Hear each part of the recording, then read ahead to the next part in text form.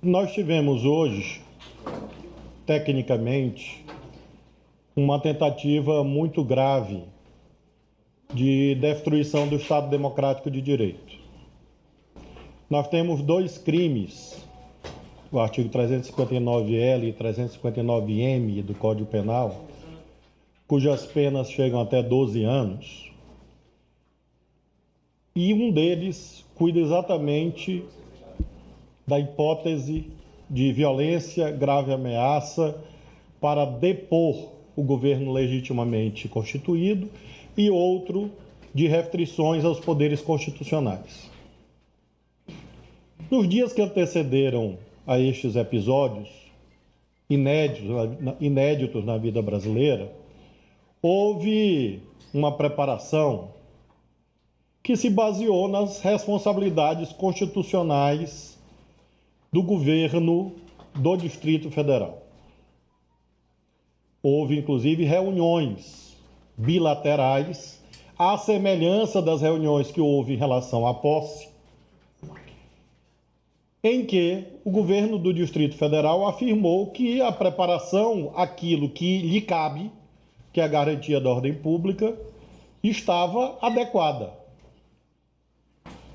Não obstante este entendimento, nós tivemos uma mudança de orientação administrativa ontem, em que o planejamento que não comportava a entrada de pessoas na esplanada foi alterado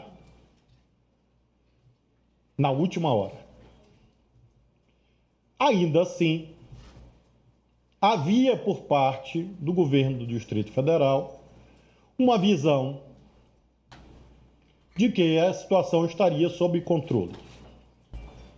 O governador Ibanez, com toda certeza, ao efetuar um pedido de desculpas públicas ao chefe dos poderes da União, está reconhecendo que algo deu errado neste planejamento. E quero crer que o senhor governador vai apurar as responsabilidades em relação àqueles que não cumpriram seus deveres constitucionais. De nossa parte, nós organizamos o que nos cabia. A Polícia Federal não é uma polícia ostensiva, não é uma polícia de ordem pública, ela é a polícia judiciária. E eu determinei a convocação ontem da Força Nacional para que houvesse um complemento. A Força Nacional é um complemento à ação da polícia local. Este complemento foi feito, mas, infelizmente, por conta desta mudança de planejamento e omissões que serão apuradas, todas, esse complemento se revelou, obviamente, insuficiente diante da gravidade do que ocorreu. Terrorismo que ensejou as respostas possíveis a cada momento. A primeira, busca por parte do Ministério da Justiça e Segurança Pública do reforço do contingente do governo do Distrito Federal. Em segundo lugar, propusemos ao presidente da República, e ele acolheu, a decretação da intervenção federal na segurança pública, porque, obviamente, havia alguma anomalia que havia ensejado estes fatos. O governador Ibanez, com certeza, vai responder se alguém se omitiu, se alguém o enganou e por quê. Mas nós temos segurança que o caminho mais indicado era, de fato, a intervenção federal, ela foi feita e já está sendo executada. O interventor federal na Secretaria de Segurança do Distrito Federal, o secretário Ricardo Capelli, está neste momento ainda acompanhando as ações que estão ocorrendo nas proximidades da rodoviária. Depois desses dois momentos, o terceiro momento, a desocupação dos prédios dos 3 poderes da República, que já ocorreu, com danos gravíssimos, ensejando inclusive a realização de prisões em flagrante. Neste momento, o ministro Padilha e a ministra Miriam podem transmitir os detalhes, e está ocorrendo a perícia quanto aos danos realizados nos 3 poderes da República. Nós temos aproximadamente 200 pessoas presas em flagrante, e as prisões em flagrante continuam, porque tecnicamente o flagrante ocorre durante o cometimento do crime ou logo após. Ou seja, as pessoas que estão sendo acompanhadas ainda estão à luz do Código de Processo Penal em situação de flagrância. Então, nós não temos ainda o balanço final sobre prisões em flagrante.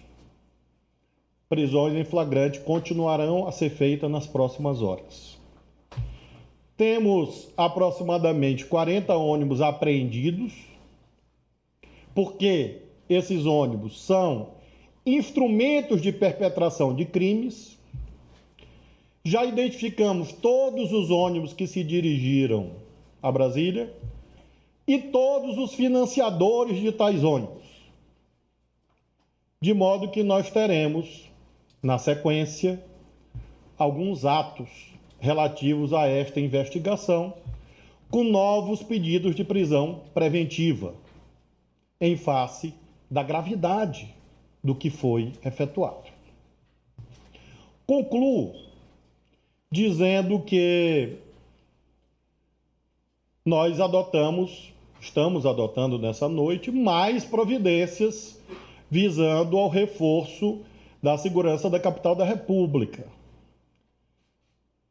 Por uma articulação do ministro Padilha, do ministro Rui, da ministra Miriam, alguns governadores estão cedendo policiais militares que nós estamos, por ato meu, do Ministério da Justiça, mobilizando para fortalecerem a segurança do Distrito Federal a partir de amanhã e nos próximos dias. Porque, lamentavelmente, ainda há pessoas, nesse instante, na internet, falando em continuidade dos atos terroristas. E não conseguirão destruir a democracia brasileira. É preciso dizer isso cabalmente, com toda a firmeza e convicção. Além disso, acabei de reunir com um general e um almirante que exercem funções no Ministério da Defesa, e o interventor na Segurança Pública do Distrito Federal, Ricardo Capelli, vai amanhã dirigir um expediente ao Ministério da Defesa pedindo também a cessão, em face da intervenção federal, de militares para poderem apoiar esse esforço de manutenção da ordem pública no Distrito Federal, sob comando do interventor. E há um entendimento quanto a isto. De modo, senhoras e senhores, que nós queremos nos solidarizar com os demais poderes da República. Ao longo do dia, falei com a ministra Rosa Weber, presidenta do Supremo, com o deputado Arthur Lira, com o senador Rodrigo Pacheco, com o senador Veneziano e, obviamente, com o presidente Lula. Lamentamos que um patrimônio do povo brasileiro, tombado inclusive pelo patrimônio histórico, tenha sido dilapidado de modo vil, e acentuamos que isto não se trata de continuidade do processo eleitoral. Isto é terrorismo, é golpismo. E nós temos certeza que a imensa maioria, se não todos os brasileiros e brasileiras, não querem a implantação deste tipo de espectro ou de trevas na vida brasileira. As providências, portanto, estão em curso. Amanhã pela manhã, e não tem hora para acabar. Inclusive, a minha permanência aqui no Ministério da Justiça irá até a hora da prática do último ato que eu determinei ao interventor federal e que está, nesse momento, executando esses atos, assim como também, obviamente, a Polícia Federal e a Polícia Rodoviária Federal. Nós lamentamos, nos solidarizamos, fazemos um apelo a cidadãos, cidadãs que eventualmente estejam nos seus estados com alguma posição extremista, que tenham bom senso, porque nós não vamos aceitar o caminho da criminalidade para fazer luta política no Brasil. Criminoso é tratado como criminoso. E as providências estão sendo tomadas e continuarão a ser tomadas nas próximas horas e nos próximos dias.